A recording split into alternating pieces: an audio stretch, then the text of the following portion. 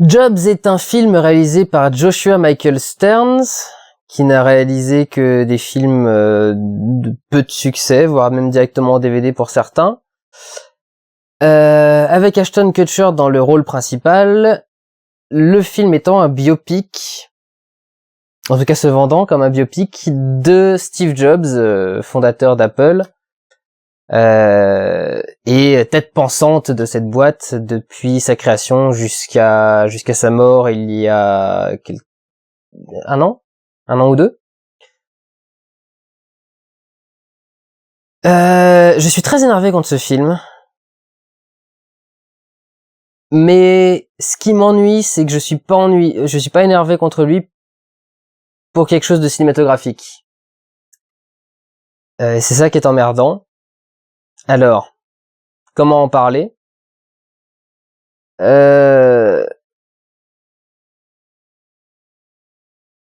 Quoique, cela dit, si je devais quand même revenir dessus d'un point de vue cinématographique,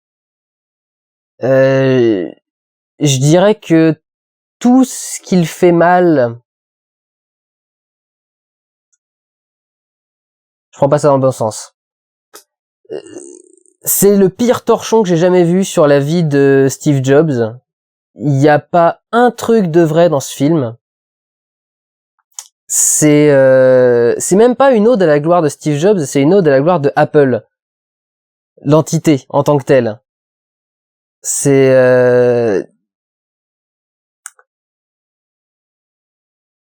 Ils essayent de faire croire que Steve Jobs était un mec ultra cool, mais pas trop quand même, parce qu'on montre que il vire sa copine à un moment et que machin, mais ils essayent toujours de retourner le truc pour qu'on soit de son côté et qu'on soit en empathie avec lui et qu'on se dise que c'était un mec bien.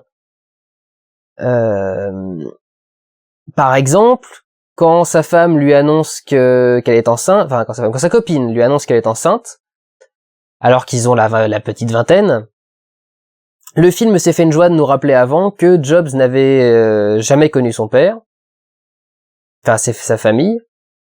Il y a toute une scène comme ça où il prend de l'acide avec ses potes et il reparle du fait que ses parents apparemment l'ont jeté comme ça alors qu'il était bébé, qu'ils se sont débarrassés de lui, qu'il a été trouvé par quelqu'un d'autre. Donc en gros, s'il réagit mal, il fait partir sa copine et refuse de reconnaître l'enfant, c'est parce que pauvre Stevie a eu une enfance difficile, a été rejeté par ses parents et du coup il est pas émotionnellement prêt à prendre le choc. Et à chaque fois, il y a un moyen comme ça de désamorcer tout ce qui pourrait faire de ce personnage un trou du cul, alors que ce personnage est un trou du cul. C'est... Comment dire? C'est même pas dire que c'est une notoriété publique. Son associé, Wawelski, un truc dans le genre, ou Wawelski, a lui-même publié un billet contre le film en disant mais rien dans ce film n'est vrai. Et effectivement, c'est vrai. Par exemple, tout le monde sait que la rivalité entre Microsoft et Apple est née principalement du fait que Microsoft a piqué tous les concepts d'Apple. Donc le film nous montre Steve Jobs lançant Microsoft, je sais pas 3.1 ou 3.0, enfin Microsoft ou Microsoft 1 même. Pourquoi 3.0? Microsoft tout court, le premier DOS Microsoft de Bill Gates. On voit un tiers de seconde le logo Microsoft à l'écran. Et immédiatement après, on voit Steve Jobs qui incendie Bill Gates au téléphone, lui disant que c'est un salaud qui lui a piqué ses idées et que il fera en sorte que Bill Gates ne puisse jamais toucher $1 sur lequel il n'ait pas 90 cents de dommages et intérêts. Donc on nous montre Steve Jobs qui s'est fait piquer son matériel par ce méchant Bill Gates et qui a les couilles de dire à Bill Gates qui va devenir le multimilliardaire mondial que c'est un connard au téléphone. Sauf que Steve Jobs lui-même n'a rien créé de ce qu'il a vendu.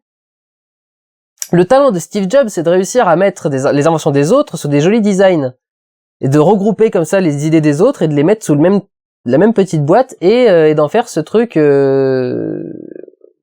qui se vend très très bien. À la limite, peu importe même ce qu'il y a dedans. Depuis quelques temps, il suffit simplement qu'il y ait le nom dessus et ça marche quand même. Steve Jobs a acheté ou volé, enfin, ça dépend des trucs. Il y a des trucs qu'il a copiés, des trucs qu'il a rachetés, mais en arnaquant les gens pour un prix ridicule. Il a racheté la souris chez une autre boîte, il a racheté les icônes chez une autre boîte. Je crois que les icônes il les a copiées d'ailleurs. Il a copié tous les modes de fonctionnement du truc, alors que le film essaie de nous faire croire que c'est un espèce de génie qui a eu l'idée de tout ça, et qui a tout inventé, et qui a tout... Non! Steve Jobs, c'est un bon chef d'entreprise qui a une bonne vision et qui a des bonnes idées de design. Mais c'est pas un génie créatif. Bon, là on est sur des conflits de personnes. Les pros Apple se feront un plaisir de m'enterrer à coups de batte et à me dire que Messi il a inventé ça, il a fait ci, il a fait ça, si vous voulez.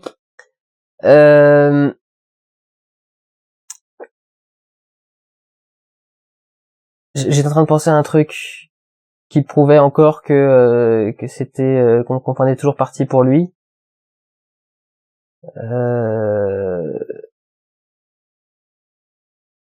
Attendez, ça va me revenir. Au pire, je ferai un cut. Je le fais pas normalement, mais je vais peut-être faire un cut parce que c'est un truc important.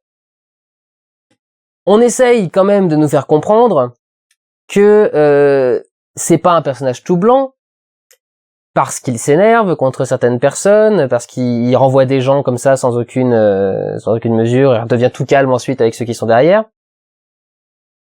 Et il arnaque un petit peu ses amis.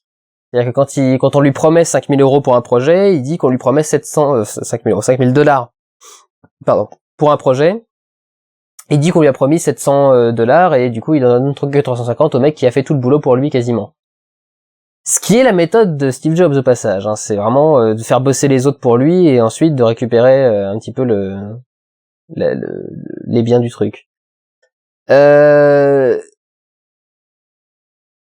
Il est montré aussi avec on voit bien qu'il y a une espèce de designer qui est devenu très important pour lui, sa plus grosse relation de travail, l'espèce de mec qui a un peu vu complètement la vision de Steve Jobs et en quelle Steve Jobs du coup se retrouve vers la fin du film. Voilà, qui est pas c'est un dans cette idée de déification de Steve Jobs, c'est vraiment le mec, il est plus montré comme un, je sais pas, j'ai l'impression de voir un film sur la vie de Jésus, et qu'on filme chacun de ses pas sur une rivière tumultueuse, et lui qui flotte sur les eaux comme ça.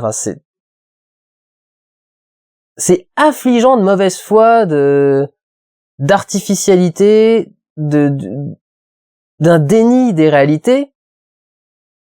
Même au niveau de sa famille, quand sa fille est née, on nous dit quand même qu'il revient avec sa nana un peu après et qu'il est un peu machin. Enfin, tous les travers en gros qu'il a, c'est les travers, j'ai envie de dire, qui plaisent. Comment dire ça? Tous les mecs qui vont voir Steve Jobs dans le film se taper une autre nana alors qu'il a déjà une copine vont se dire ah ouais, bien joué mec, ou un truc comme ça. Enfin, vous voyez ce que je veux dire en gros. C'est même s'ils le disent pas clairement comme ça devant la caméra en montrant la main et en prenant la voix un peu aiguë, un peu grave, mais c'est le genre de salaud sympathique.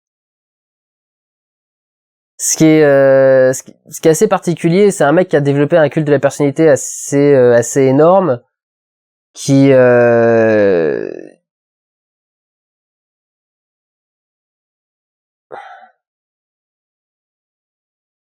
je savais que le film avait mal se lancer parce que le premier truc qui s'est passé dans le film, le premier plan du film, c'est un plan avec Jobs de dos qui va rentrer en salle et présenter l'iPod à son auditoire. Drôle de choix d'ailleurs, j'aurais plutôt pensé à l'iPhone. Mais c'est vrai que l'iPod a marqué le début de la révolution Apple. Et c'est un ralenti fait en post-production. Et normalement, quand on fait un ralenti, on tourne à la base au ralenti. Et quand on fait mal son boulot, ou quand on n'a pas l'équipement pour le faire, on tourne en vitesse normale et on demande ensuite au programme de montage de ralentir l'image. Quand on réalise un film à 84 millions de budget, on n'a pas de problème à avoir une caméra qui fait du ralenti. Donc on a simplement un mauvais réalisateur qui ne prévoit pas son effet dès le début, qui prépare mal sa scène, et qui commence par faire un ralenti de montage. Ce qui de nos jours devient quand même un défaut. On peut plus se permettre de faire un ralenti comme ça au montage, à moins d'avoir voulu faire un effet, d'avoir voulu être dans un style de film plus ancien, ou une espèce de hommage aux films des années 70 ou des années 80, des années 90, quelque chose dans ce genre-là. Un truc un peu old school. Quand on parle de Jobs, on a envie de faire le truc le plus moderne possible et le plus actuel.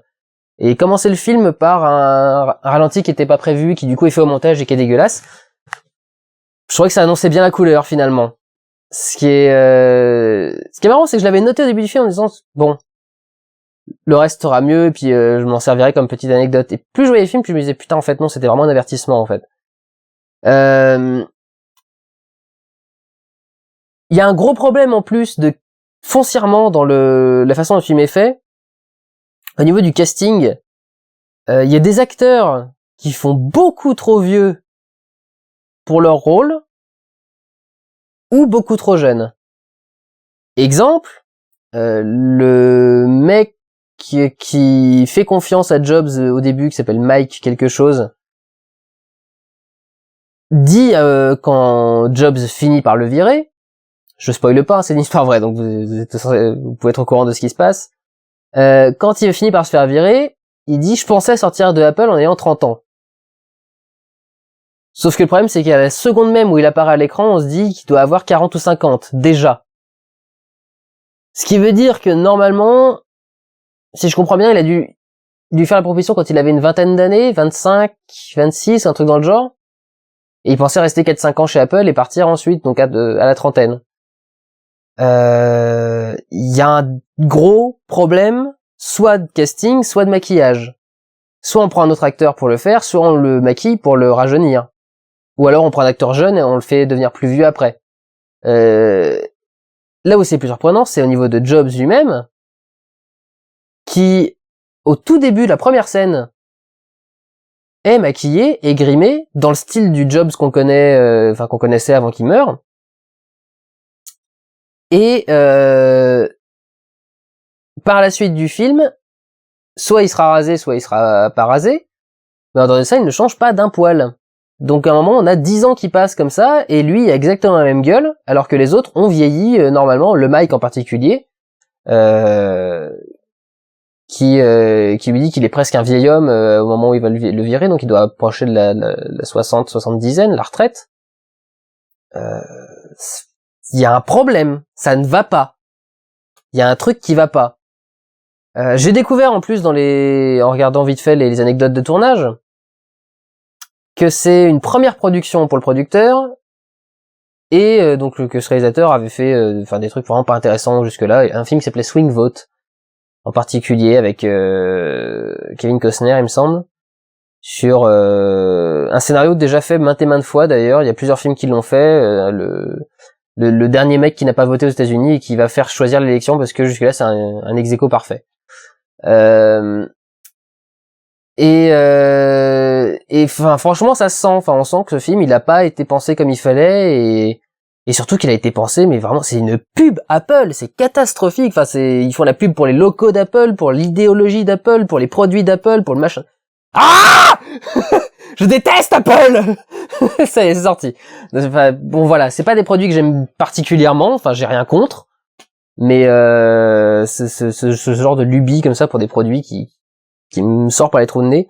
Ce que je voulais vous dire avant même de commencer ce vlog et avant de le terminer, c'est qu'au lieu d'aller voir cette grosse daube, vous allez voir, vous cherchez sur internet ou dans une DVD tech, Pirates of Silicon Valley, C'est réalisé par Martin Burke en 1989 avec Noah Wyle dans le rôle de Steve Jobs et Anthony Michael Hall dans le rôle de Bill Gates.